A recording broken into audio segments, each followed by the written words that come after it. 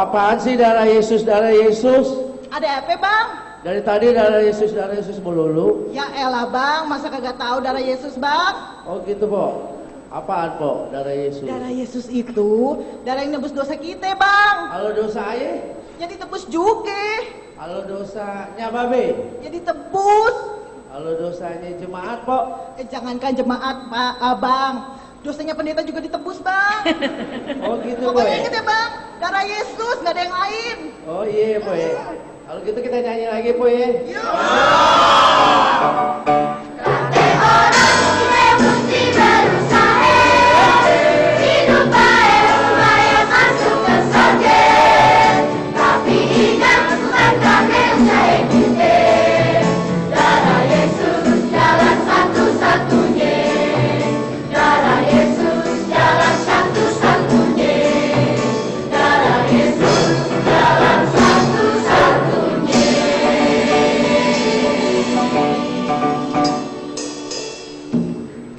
Tadi saya mau jawab, karena pendeta juga manusia.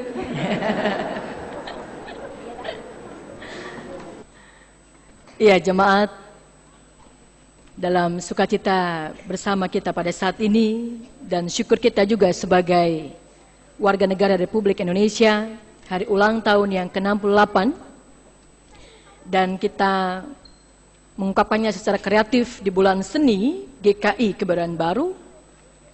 Dan melaluinya kita sungguh semakin menjadi jemaat yang bertumbuh secara mendewasa sebagai seorang Kristen di tengah-tengah Republik Indonesia. Untuk itu kita akan dibimbing melalui firman Tuhan, dan sebelumnya mari kita berdoa.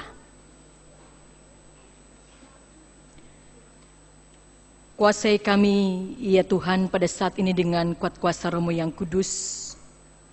Karena kami sungguh bersyukur, karena tidak pernah ada yang kebetulan.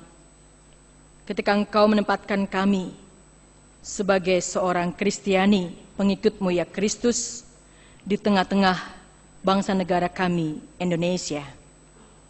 Biarkan rasa nasionalisme kami senantiasa kami persembahkan menjadi hormat dan kemuliaan bagi nama-Mu, baik sebagai seorang pribadi, keluarga, dan jemaat-Mu pada saat ini. Sehingga sungguh syukur kami bersama menjadi syukur yang menjadi berkat yang hidup dan terbagi, bukan kembali pada diri kami sendiri, tapi sungguh bagi sesama kami. Tolonglah kami ya Tuhan, masing-masing pribadi, anak-anak-Mu. Kami hadir saat ini sebagai jemaat dewasa bersama dengan anak-anak sekolah minggu-Mu dan guru sekolah minggu. Dan kami serahkan untuk itu dalam tangan Tuhan sendiri, dalam kehikmatan, keheningan yang senantiasa terpusat pada diri-Mu sebagai pusat ibadah kami. Dalam Tuhan kami, Yesus Kristus, kami berdoa. Amin. Mari jemaat kita membuka bagian firman Tuhan dari 1 Petrus 2 ayat 11 sampai dengan ayat yang ke-17. Kita baca secara berbalasan, saya membaca ayat yang ganjil. Jemaat berarti termasuk anak-anak sekolah minggu bawa Alkitab enggak? Oh, enggak bawa. Orang tuanya enggak dibawain Alkitab. Kalau sekolah minggu dibawain enggak? Waduh, enggak. Nah lo, siapa yang salah nih jemaat? Nggak bawa Alkitab, Pendeta Woro, tapi bawa bebe suci katanya. Waduh, ya jemaat yang terkasih, ini menjadi proses pembelajaran buat kita sekalian tentunya. Seperti petani kalau ke sawah membawa cangkul, maka kita kalau ke gereja tentunya membawa Alkitab yang di dalamnya sungguh adalah firman Tuhan yang menjadi dasar kehidupan kita sekalian. Ayat yang ganjil saya akan membacakan dan ayat yang genap, saudara-saudara sekalian. Saudara-saudaraku yang kekasih, aku menasihati kamu supaya sebagai pendatang dan perantau, kamu menjauhkan diri dari keinginan-keinginan daging yang berjuang melawan jiwa.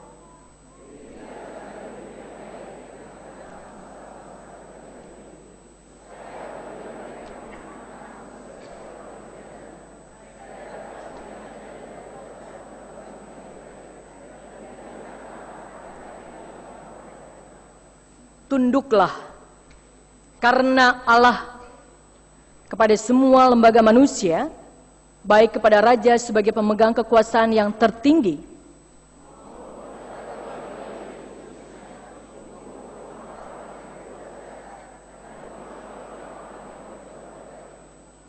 sebab inilah kehendak Allah, yaitu supaya dengan berbuat baik kamu membungkamkan kepicikan orang-orang yang bodoh.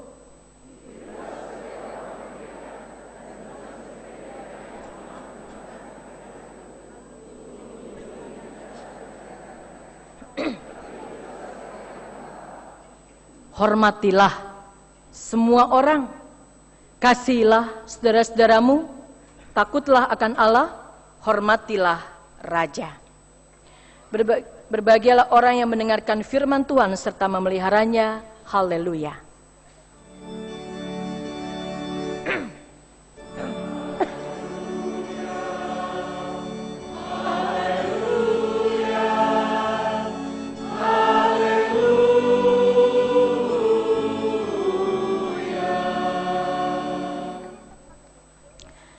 Selamat pagi jemaat. Apa kabar nih? Semuanya baik-baik? Sekarang kita jadi orang Betawi nih. Rasanya indah banget ya. Aduh, capek juga nih mesti ngomong ye. Izinkan saya. Tentunya dengan logat saya sendiri daripada nanti kaku ya jemaat yang terkasih ya. Tapi dalam suasana di bulan seni gerejawi ini tetap memberikan sentuhan tersendiri bagi kita. Karena kita tinggal di kota Jakarta, ya. Nah, luar biasanya dalam syukur kita juga pada saat ini di tengah gegap gempitanya, karena ini kebaktian lintas generasi. Sebagai orang tua, sebagai anak-anak, terbiasa kita terpisahkan oleh ruang, tapi saat ini kita menyatu. Ini menjadi memang kebutuhan kita, terlebih di kota Jakarta, terlebih dengan segala kesibukan yang ada. Ada saatnya kita sungguh menyatu dalam ibadah lintas generasi, dalam satu ruangan, dan kita sungguh merasakan hal itu. Dan saat ini juga dalam syukur kita bersama, hari ulang tahun Republik Indonesia yang ke-68 tahun. Merdeka! Merdeka! Oh, lebih semangat ya yang kedua ya. Anak-anak yang terkasih, guru sekolah minggu, dan jemaah simpatisan dewasa, memang kita ingin merasakan, jangan kita merasa terasing di gereja kita sendiri. Jangan kita merasa terasing di tengah-tengah kesibukan kota Jakarta dengan hiruk pikuk yang ada. Orang tua sibuk, anak-anak juga sibuk. Dan kalau saat ini mereka bersama-sama dengan kita, satu hal yang mereka rindukan, aku tidak mau kesepian. Dan orang tua juga tidak mau kesepian. Mengapa?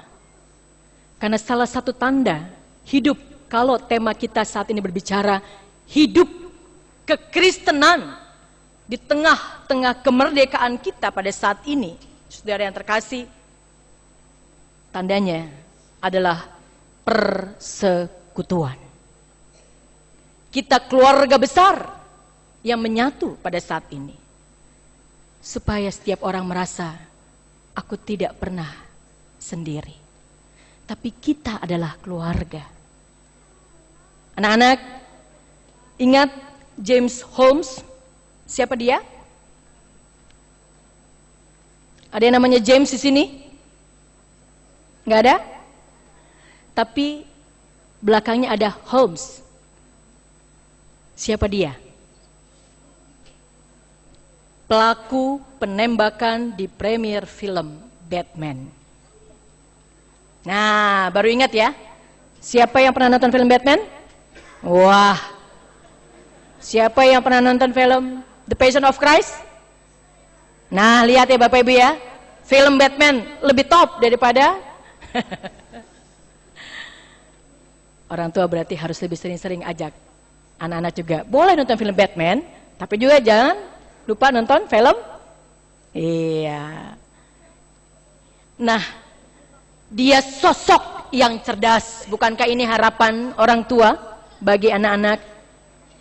Sosok yang cerdas, mahasiswa pasca sarjana ilmu saraf di Universitas Colorado. Tapi mengapa question mark yang besar? Mengapa dia menjadi pelaku penembakan yang begitu amat sadis dan berdarah dingin? Karena menelan korban 12 orang dan puluhan jiwa, termasuk orang-orang Indonesia yang sedang studi di sana. Tepat, kalau di sekarang kita bulan Agustus, tepat setahun yang lalu, kurang 1 bulan, karena peristiwanya akhir Juli 2012. Saudara yang terkasih,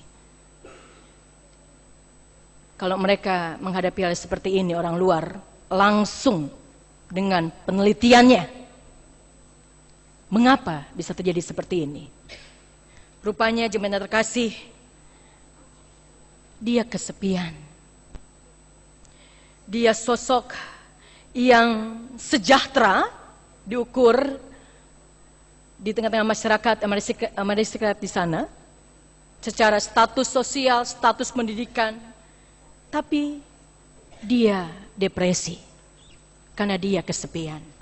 Dan dari hasil penelitian itu terbukti bahwa memang semakin bertambahnya tingkat kesejahteraan masyarakat, juga termasuk tingkat kecerdasan secara akademis, rupanya tidak berbanding lurus dengan tingkat kebahagiaan seseorang.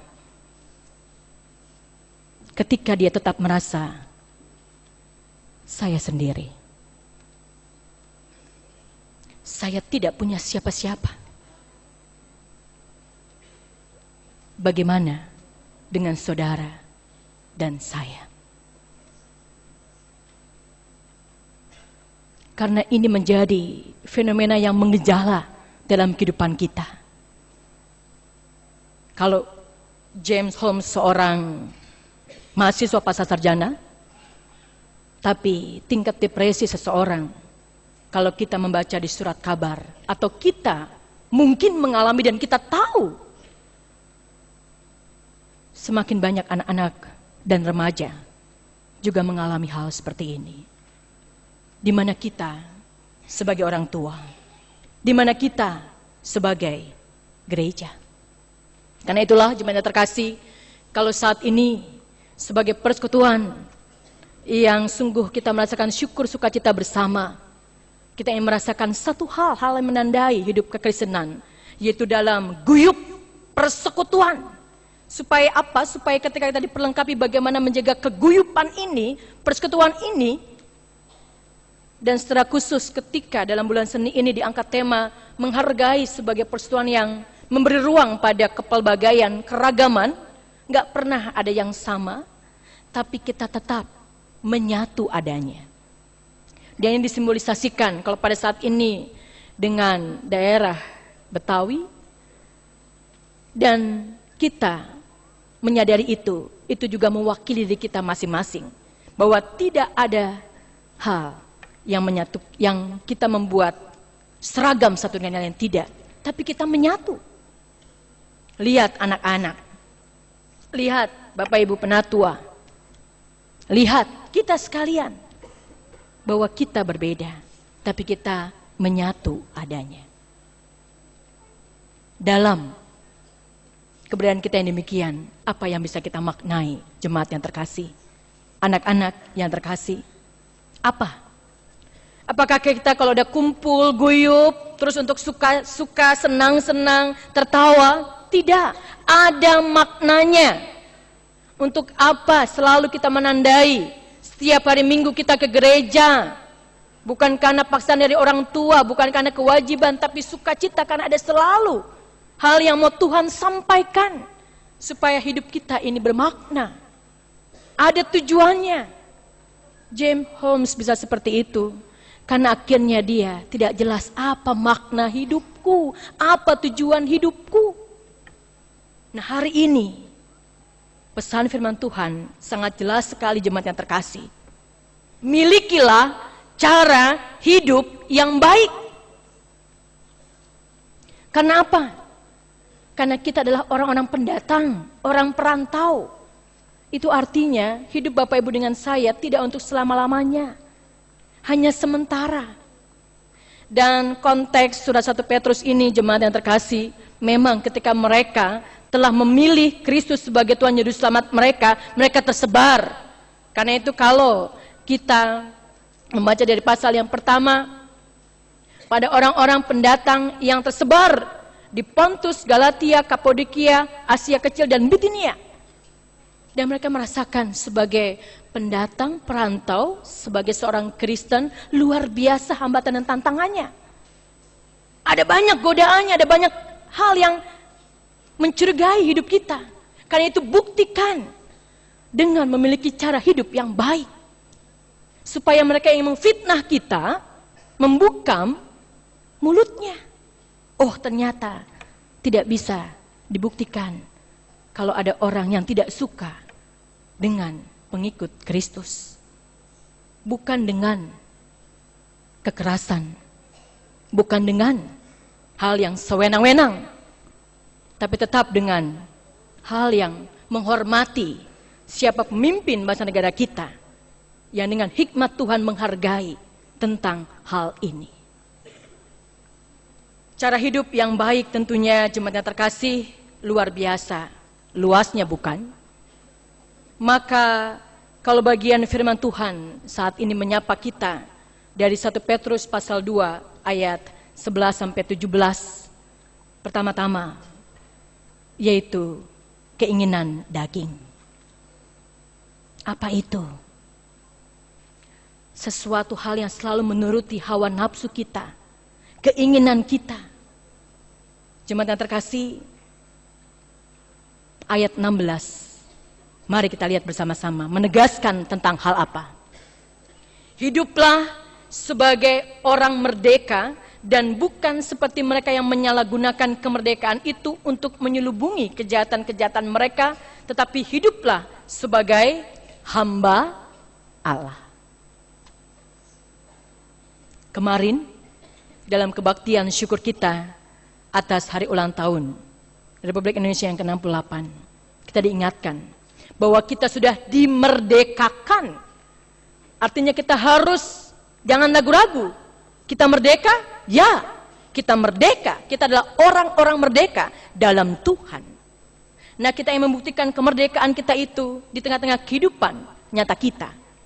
Dan secara khusus ketika saudara dengan saya, anak-anak sekalian ditempatkan di Republik Indonesia. Kalau mau jujur, jemaat yang terkasih, hal yang paling menggurita, hal yang paling menjijikkan, hal yang paling mengatakan hal yang tidak baik dalam kehidupan kenyataan kita. Kalau di sini dikatakan jangan menyelubungi kejahatan-kejahatan sebagai orang yang sudah merdeka sebenarnya. Perbuatan apa yang paling sangat menyolok sebagai cara hidup yang tidak baik dan jahat di negara kita ini? Apa anak-anak? Apa orang tua? Luar biasa. Bisa lebih keras? Korupsi, setuju? Ada iklan di TV. Ada yang ingat?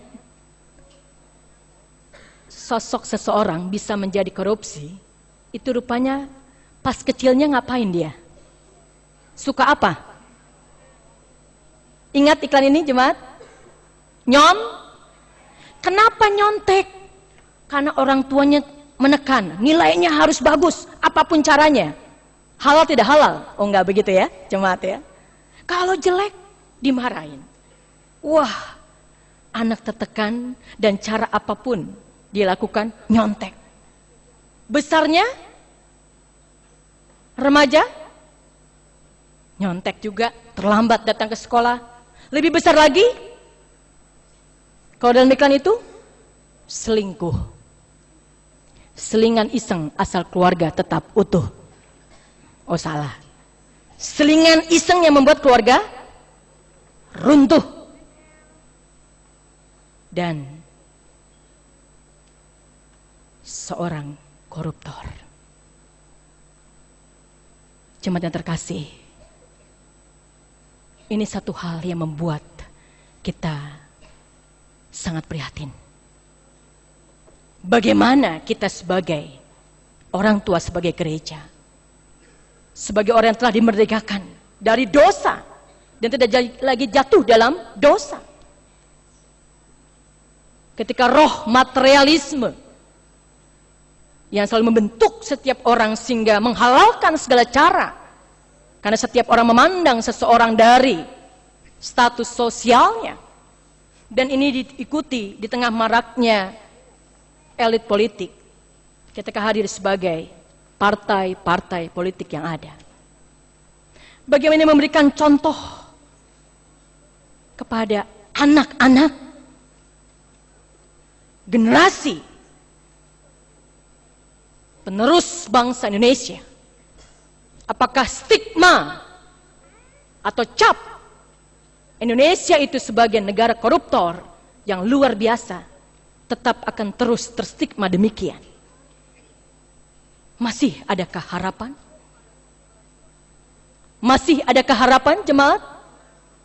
Masih. Selagi nafas masih ada.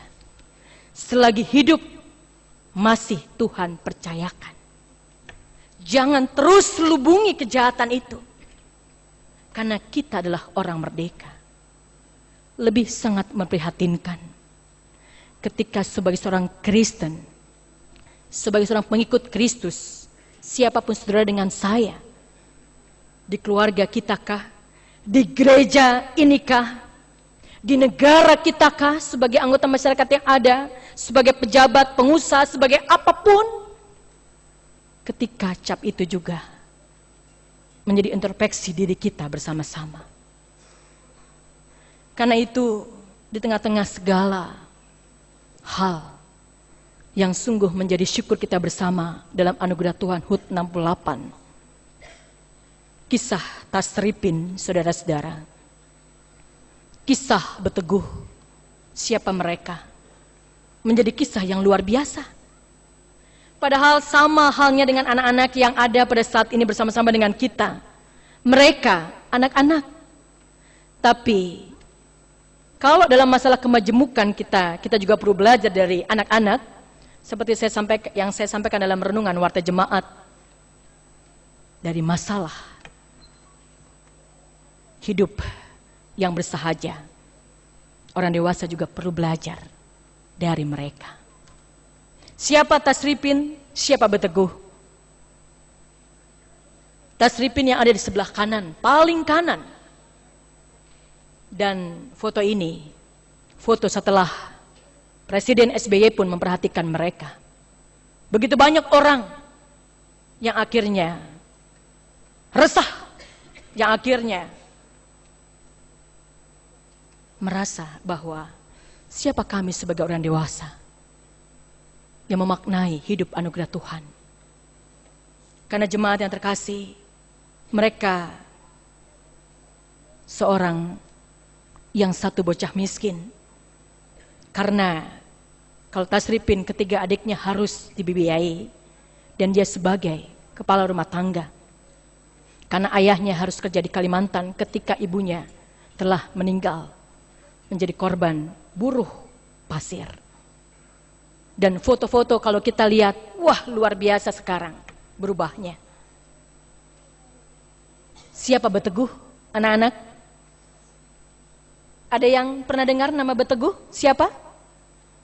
Dia bukan anak kota Jakarta. Anak siapa? Anak siapa? Katanya anak orang tuanya. Ya iya, anak orang tuanya, masa anak pendeta Woro. Dia anak rimba. Satu keluhurannya, ketika mereka menjual hasil perkebunan mereka, tanah mereka, jangan sampai ditipu sama orang desa ketika mereka keluar dari rimba mereka. Bayangkan seorang anak punya keluhuran seperti ini dan dia mengajarkan, ayo siapa yang gak bisa baca, aku ajari.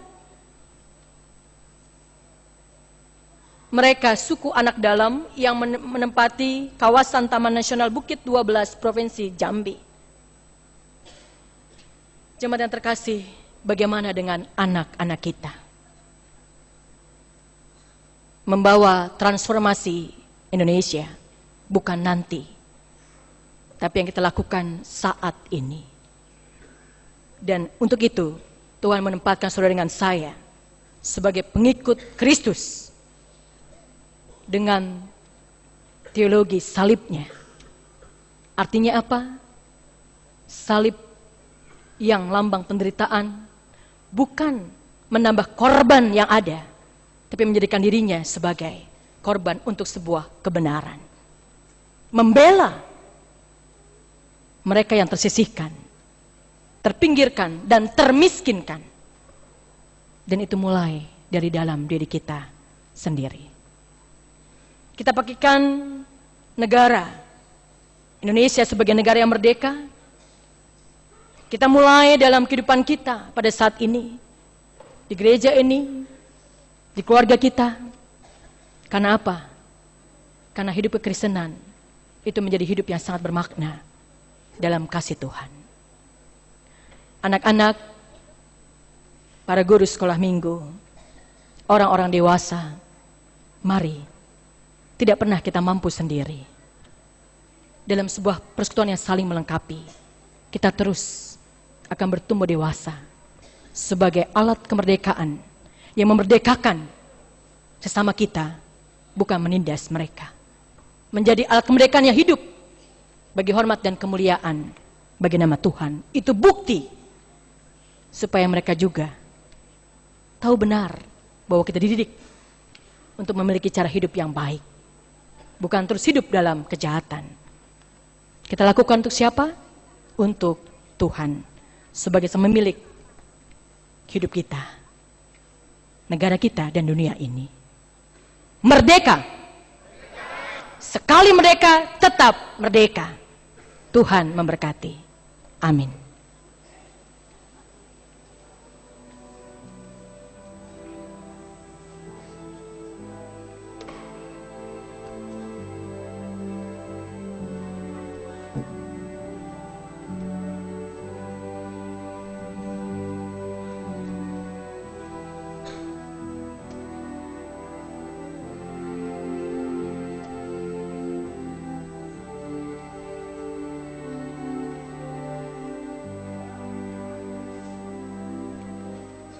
Sebagai ekspresi sukacita dan ucapan syukur atas pemeliharaan Tuhan, khususnya dalam pelayanan anak di GKI Kebayoran Baru, jemaat yang terkasih, melalui momen Pekan Sekolah Minggu ini, Komisi Anak mengajak kita untuk mengambil bagian dalam pelayanan sebagai guru sekolah minggu.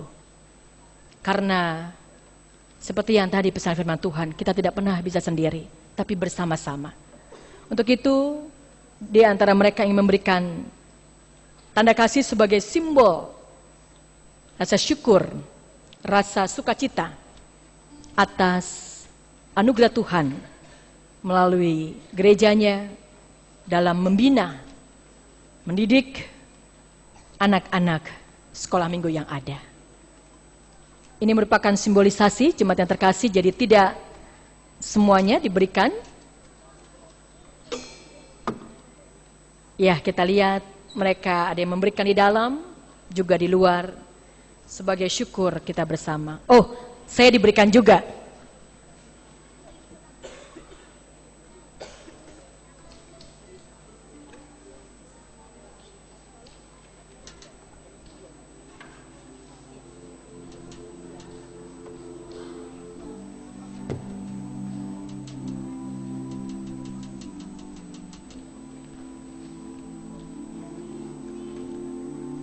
Terima kasih Mika, anak sekolah minggu yang memberikan kepada saya, dan terima kasih kepada anak yang juga memberikan kepada anggota jemaat dewasa. Jemaat dan simpatisan, kami menunggu setiap anak-anak, setiap kita yang rindu untuk memberikan dirinya melayani anak-anak sekolah minggu GKI Kebayoran Baru. Sebagai syukur, kita juga ingin menyatu bersama dengan Betawi bermazmur. Lagu medley, Jali-Jali, dan juga Bukan Cuma Cerite. Mari kita hayati bersama-sama Betawi bermazmur, Jali-Jali dan Bukan Hanya Cerite. Apa kabar semuanya? Baik. Luar biasa ya. Bukan biasa di luar. Bola basket masuk keranjang. Jangan kaget kalau Anda datang. Jaka semuk nyebur di kali. Nyambung kali. Dikenalin ayah vokal grup B2. B2 bukannya Blackberry, bukannya babi panggang, tetapi Betawi bermazmur. Di kemuliaan dong babi kita di sorga. Betawi yang ditangkap Tuhan, bukan ditangkap kantip. Ini wajah-wajah ini Betawi saudara, kenalin. Kelihatannya norak ya, tapi beken. Karena ada babi di sorga. Kenalin nama ayah SBY. SBY apa saudara? Surabaya. Senang bersama Yesus. Saya Bang Yudi, saya ditangkap Tuhan pada tahun 2000. Dulunya ayah benci sama orang Kristen. Nah kalau ngeliat orang Kristen kayaknya mau nyambit aja. Sekarang bencinya lain saudara. Benar-benar cinta. Ayo Bang Yudi yang tinggal di Tanah Tinggi, tahu Tanah Tinggi? Katanya tempatnya serigala. Tapi ayah hadir seperti domba. Istri saya 1, anak saya 3. Jangan dibalik. Istri 3, anak 1. Ini wajah-wajahnya saudari. Yang ini adalah Bang Jonathan, Betawi dari Tanjung Priuk. Ini yang penciptanya lagu-lagu Betawi, saudara. Yang sebelah lain ayah Bang Ance, beliau Betawi dari Bekasi. Yang pegang lemari, maksudnya bapaknya gitar. Dia Betawi dari Tanah Tinggi. Dulu emaknya komplain, Bang kenapa sih main musik di gereja? Dia bilang, Mak kan di masjid nggak boleh main musik. Bisanya di gereja. Sampai sekarang beliau di gereja, saudara. Yang kecil imut-imut, yang megang akordeon, namanya Bang Datuk. Kecil orangnya, saudara. Tapi manis. Kayak permen. Permen kojek. Yang pegang biola namanya Chongli. Asik. TK Betawi dari Tanjung Priok. Ini semuanya ini saudara ini pengenapan firman Tuhan. 1 orang bertobat, sisi rumah akan diselamatkan. Percaya gak Betawi dilawan Tuhan? Semua suku dilawan Tuhan. Angkat tangan saudara. Jangan setengah-setengah. Turunin saudara. Setengah-setengah lambang kematian. Coba lihat bendera setengah tiang, lambangnya apa? Kematian. Begitu juga kalau kita ikut Tuhan, melayani jangan setengah-setengah. Nanti setengah domba, setengah kambing. Hidupnya doping, makannya sama sop emping. Hobi nontonnya uping iping. Ini Betawi hari ini bawa oleh-oleh saudara, CD dan bukunya. Ini nggak dijual saudara, cuma ganti ongkos cetak aja. Sampai aja Bang. Ini saudara, bukunya buat pendalaman iman kita. Daripada kita baca lampu merah, lampu hijau, lama-lama lampu remeng-remeng. CD-nya buat ngubah Jakarta, supaya Jakarta menerima Tuhan Yesus. Ini buat pelayanan saudara. Ada di mana? Ada di konter depan. Ini nggak ada di toko buku dan di toko CD. Bukunya judulnya apa Bang? Dialog Islam dan Kristen. Satu lagi, penyalipan Tuhan Yesus yang ada di Alkitab dan di Al-Quran. Mau jadi pemenang? Mau jadi pemenang? Beli CD-nya.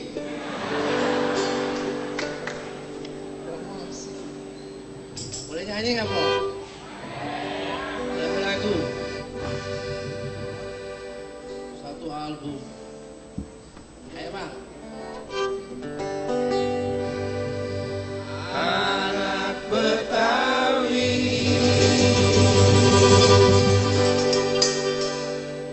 agak ketinggalan. Haleluya.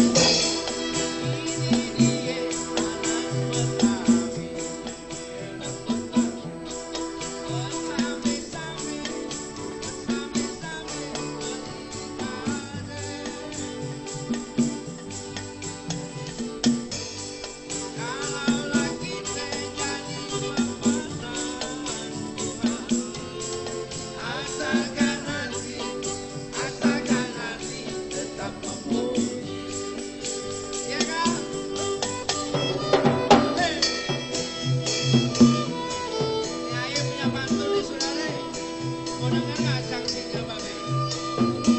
Jalan-jalan ke pasar minggu, jual rambutan oleh-oleh. Udah musim rambutan belum nih? Kalau udah beli, keselamatan udah menunggu. Terima Yesus masuk surga.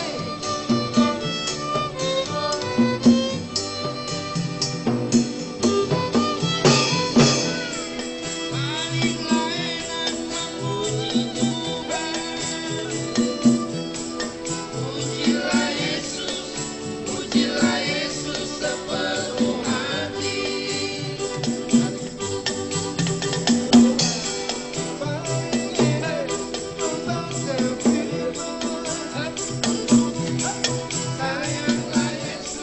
Sayanglah Yesus sepenuh hati.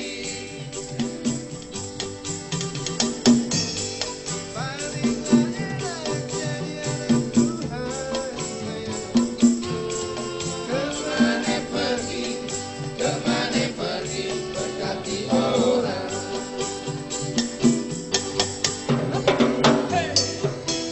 Tuhan Yesus baik saudara, nggak ada duitnya.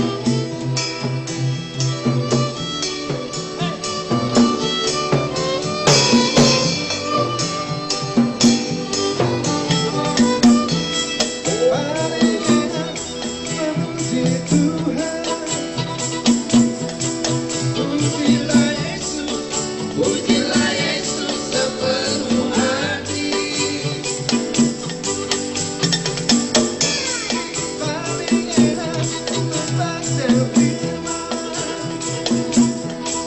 Sayanglah Yesus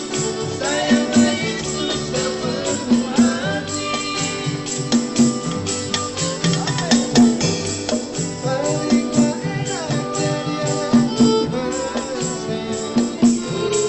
Kemana pergi, berkati orang.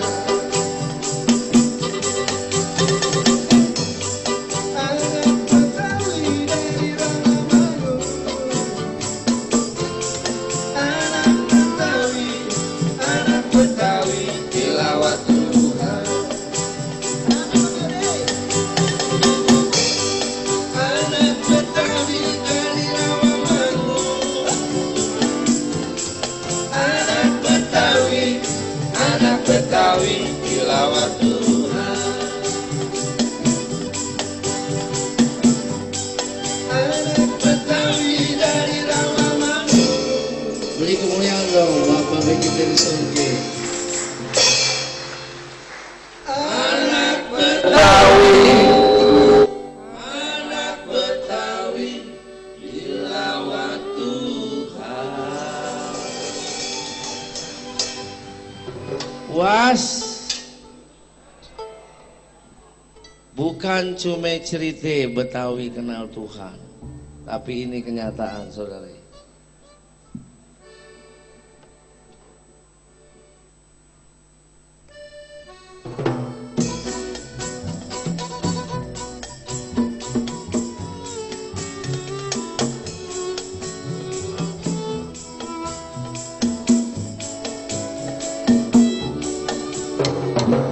Bukan cuma cerita, tapi ini kenyataan. Semua ada buktinya yang bikin aye percaya. Nggak disangka, nggak diduga, hidup aye berubah. Yang dulunya aye orang bilang calon masuk neraka. Terima kasih Yesus, terima kasih. Aye sadar dari segala-galanya. Terima kasih Yesus, aye percaya kuasamu Yesus, nggak ada duanya. Bang, Ada apa bang? kok aye ada di sini nih bang? Iya, hari ini kalau kita ada di sini semua ini karena Tuhan. Oh gitu bang. Iya. Iya deh. Bukan cuma cerita, tapi ini kenyataan. Semua ada buktinya yang bikin ayah percaya. Nggak disangka, nggak diduga, hidup ayah berubah. Yang dulunya ayah orang bilang calon masuk neraka. Terima kasih Yesus, terima kasih. Ayah sadar dari segala-galanya. Terima kasih Yesus, ayah percaya kuasa-Mu Yesus, nggak ada duanya. Terima kasih Yesus, terima kasih. Ayah sadar dari segala-galanya. Terima kasih Yesus, ayah percaya kuasa-Mu Yesus, nggak ada duanya, nggak ada duanya.